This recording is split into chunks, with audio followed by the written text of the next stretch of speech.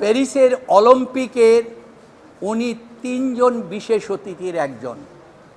পৃথিবীর এত বড় অলিম্পিকের উনি একজন। এবং আরও শুনে আপনারা খুশি হবেন, সোশ্যাল বিজনেসটাকে এইটা অলিম্পিকটাই উৎসর্গ করছে সোশ্যাল বিজনেসের নামে।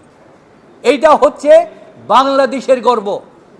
আগামী 100 বছর পর, ইউনুসের পর, রবীন্দ্রনাথের পরে 125 বছর পরে নোবেল পেয়েছে দুইজন। ডক্টর ইউনুসের পরে নোবেল পেয়ে সারা পৃথিবীর সমস্ত নোবেল এবং সারা পৃথিবীর রাষ্ট্রনায়ক, সমস্ত জনগণের নেতা বাংলাদেশের একজন হতে পারবে, এই আশা হয়তো আমরা করতে পারি না। আর এই ব্যক্তিকে বলা হয়েছে যে আপনি রাষ্ট্রদ্রোহী করেছেন। কি করেছেন? উনি 21 তারিখ বাংলাদেশ ছেড়েছেন আপনার প্যারিস অলিম্পিকে যাওয়ার জন্য। সেইখানে প্যারিস অলিম্পিকে যাওয়ার পথে উনি বাংলাদেশের এই ঘটনা দেখেছেন। এই ঘটনা দেখার পরে বাংলাদেশের কয়েকটি টিভি সব সময় ডক্টর ইউনুসের বিরুদ্ধে অভিযোগ করেছেন, যেমন 71, সময়, ডিবিসি, এবং এই টিভিগুলি বলেছেন আপনি তো দেশের পক্ষে কথা বলেন না, আপনি বিদেশের পক্ষে কথা বলেন। তিনি নিজের চোখে দেখে গিয়েছেন, উনি জাতিসংঘের মহাসচিবের একজন, অন্যতম 7 জনের একজন উপদেষ্টা। ওনাকে যখন ওনার দেশ সম্পর্কে বলা হয়েছে কি, তখন তো উনি বিবৃতি দিতে বাধ্য। সেই বিবৃতিটা তো উনি জাতিসংঘের মহাসচিবের উপদেষ্টা হিসাবে তা তো বলতে পারে না। নির্বিচারে এই যে ছাত্রদেরকে হত্যা করা হয়েছে, গুলি করা হচ্ছে, জনগণকে গুলি করা হচ্ছে, এবং 32 জন শিশুকে গুলি করে হত্যা করা হয়েছে, উনি এই জিনিসটা তুলে ধরেছেন। এবং উনি এটা তুলে ধরে বলেছেন এই জিনিসটা হয়েছে কেন?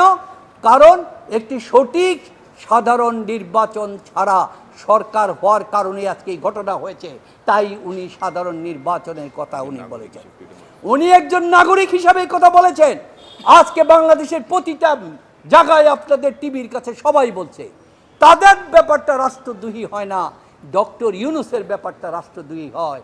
এর চাইতে দুর্ভাগ্য আর কিছু নাই। কালকে, আজকে রাত্রে ডক্টর ইউনুস আসবেন, আগামীকাল বাংলাদেশে আসবেন, আগামীকালকে উনি ওই কোর্টে যাবেন।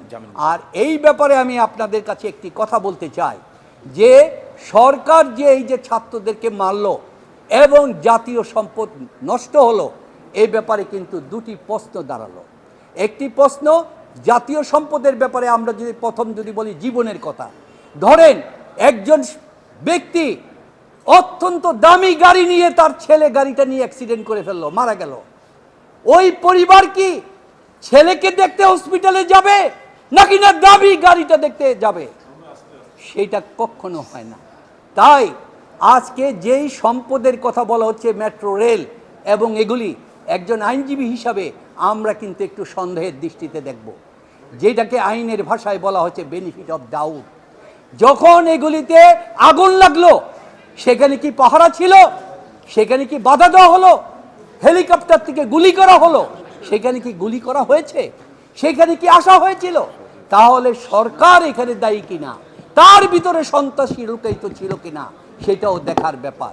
আর এটার অন্যতম উদাহরণ হচ্ছে বঙ্গবন্ধুর মার্ডার কেসের খন্দকার মুস্তাক আহমেদ হওয়ার পরে যে 23 জনের মন্ত্রিসভা হয়েছিল, সেই 23 জনের মধ্যে 22 জন ছিল বঙ্গবন্ধুর মন্ত্রিসভার সদস্য।